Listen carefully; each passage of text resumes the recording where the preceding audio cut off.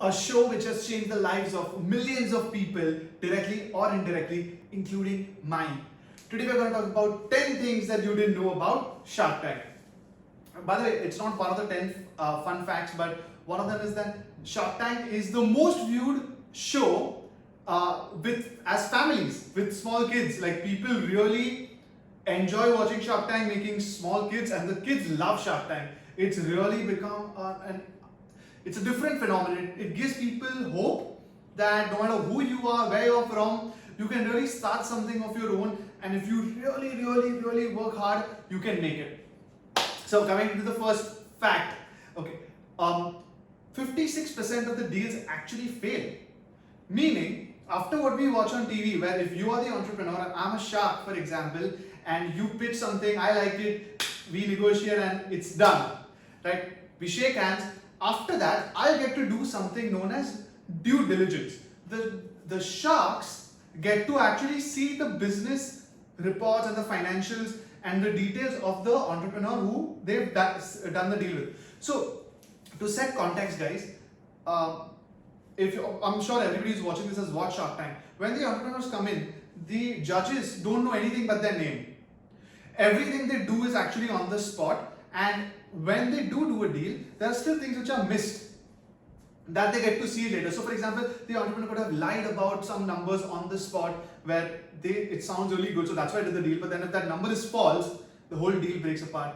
Or sometimes they say and hide a few things. So what they say is, we've done so much of sale, so many customers we have, but then they don't say that the amount spent on that was so high that it was a one-time thing, you can't keep doing it. So a lot of times after on TV, they actually shake hands. Later, when there's due diligence conducted, the shark realizes this entrepreneur's company is not investable and they don't do the deal. Point number 2, Mark Cuban is the richest shark. I guess a lot of you all know that.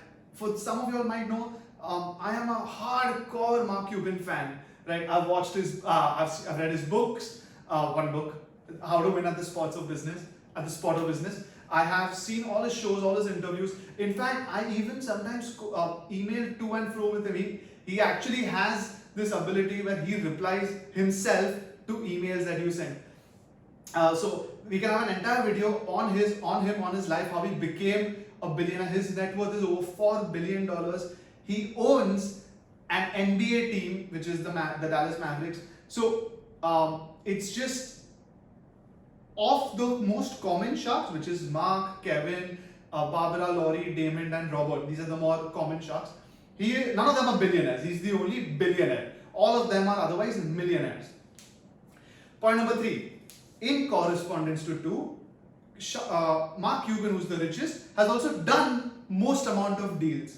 Right? He spent close to some $35-40 million in totality. I think he has 150 companies which he's invested in. That almost represents 1% of his net worth. That's how much he's put into Shark Tank. Point number 4, Laurie Greiner is the second after Mark Cuban. She has invested the most in Shark Tank. But because of their overall net worth difference, how much Laurie has invested is close to 22% of her net worth. Meaning she is believing so much into these people that she says, instead of taking chunk of my wealth and putting it in real estate or in the markets, I'm going to invest it in small businesses which are going to rise. And Laurie somehow has an ability to identify real good products which are going to be winners. So I think till date, if I'm not wrong, there's a product called Scrub Daddy, which Laurie did the deal with, and that company has done sales more than any other company in the history of. I think it went over 100 million plus in sales. $100 million, guys. That is $700 of sales, which she did from one deal. So that way, she's really good. She has a couple of other brilliant products which have really killed it. So that's point number 4. Point number 5. The irony is, everybody's watching Shark Tank to find who's going to be the next Elon Musk, Steve Jobs, Bill Gates. There was one guy, Jamie. He came. I think that time when he came with a company called Doorbot. I'm not sure, which basically showed. I've spoken about this in another video on Amazon that I did. He comes and he basically has a camera as a doorbell. which allows people inside, and if they're not home, to know who's at their door. They didn't buy it. No, none of the sharks liked it. They gave him advice which was that it wasn't going to work in some form or whatever, and he just left. He changed the company's name to Ring, R-I-N-G. And Ring got sold to Amazon after a few years after he aired on Shark Tank. It got sold to Amazon for $1 billion. This guy, from being an entrepreneur, asking the sharks for investments and to believe in him, went from there to selling $1 billion company. His net worth shot up to some $350 million. He's richer now than some of the sharks. He got invited back to Shark Tank now to sit as a shark.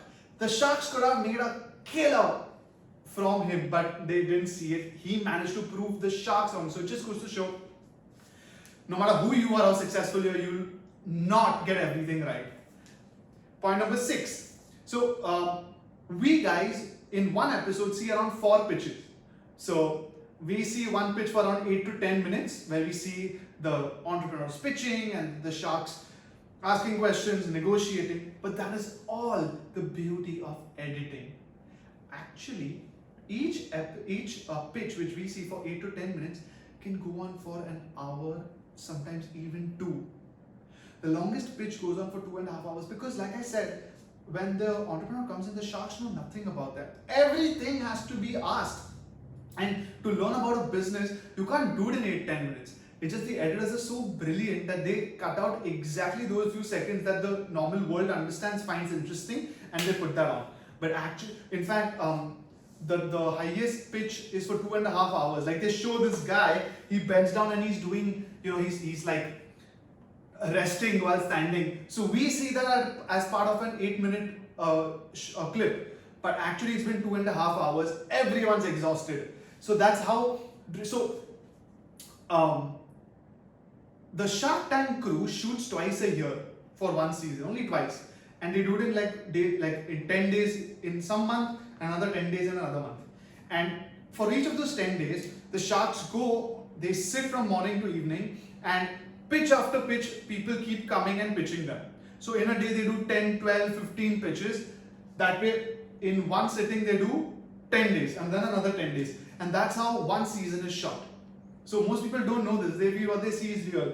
It's absolutely cut down, really sort of truncated and just made easy and made for pleasure along with information. So that's the reason that the pitches are so short. Point number 7. The entrepreneurs who come to pitch, they need to actually make sure that they sit with a psychiatrist, they should be prepared for what's going to happen in the Shark Tank. They just don't let anybody come, because sometimes it gets so heated that if somebody is not mentally fit for that kind of to and fro, it might hamper somebody's health. So that's how intense it gets at Shark Tank. Alright, point number 8.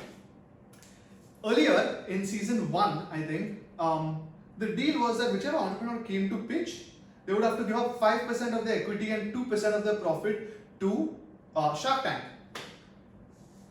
In season 2, Mark Cuban comes in as a guest shark, and season 3 becomes a regular. When he came in, he told the producer Mark Burnett that, look, if you're gonna take equity from these people for coming and trying to get an investment, then I don't want to do this show. Because he wanted genuinely to basically invest in those without taking anything, and because he understood that when you're small, giving away equity and profit is so painful, right? Especially when you don't need to. So he said, I'm not gonna do it. When he came as a guest shark in season 2, the ratings went up. Because for whatever it is, whether it's his personality, his charisma, his way of talking, people really enjoyed watching Shark Tank when he was on the show. So when he was made a regular in season 3, he said, if this deal is there, where we take 5% of their equity without, just because they're coming on the show, I'm out. The producer wanted Mark Cuban so badly, they said, fine, we'll drop it. And that's how all entrepreneurs who came after that were not forced to give away equity if they didn't want to. Point number 9. there are over $22 million deals done, which meaning where the sharks put in over $1 million. $1 million is close to 7 CR for us in India, right? That means there are 22 deals done. With the highest deal, single deal was Robert in season 6. He put in $5 million, I think, for 50% for a company called Aircar, if I'm not wrong, right? And that's how big these investments land up getting. Guys, to get 5 million in the first round of funding is not easy, right? Very few companies ever get something like that. And lastly, point number 10, it is extremely difficult to get into Shark Tank to actually pitch, because like I said, right, first of all, in a season, whatever we see, you and I watch, that is still only 75% of the actual pitches. That means we don't even see 25%. So unfortunately for those 25%, when they're standing in front of the sharks, they don't even know if they're going to be on TV. We see only 75%. If I include the 25%, that total number of entrepreneurs who go to the Shark Tank in that season is only like close to 1% of, or probably much lesser. I think they said that only 100 out of 100,000, that's 0.1%, people actually make it to the show. Because the show really has the power not only to change your life because you get investments, but it can save a drowning business for various reasons. So these are the 10 major facts, guys. I can do hours on each shark on Shark Tank alone, and just anybody who wants to know about this, right? If they find Shark Tank or the sharks interesting, let us know. We will definitely be able to make plenty of videos which are genuinely, it gets us inspired, right? That's how brilliant these guys are. Yeah, so I hope you like this. If you already, please subscribe, and if there's anything specific you want us to do, like always, please post it in the comments. Thank you.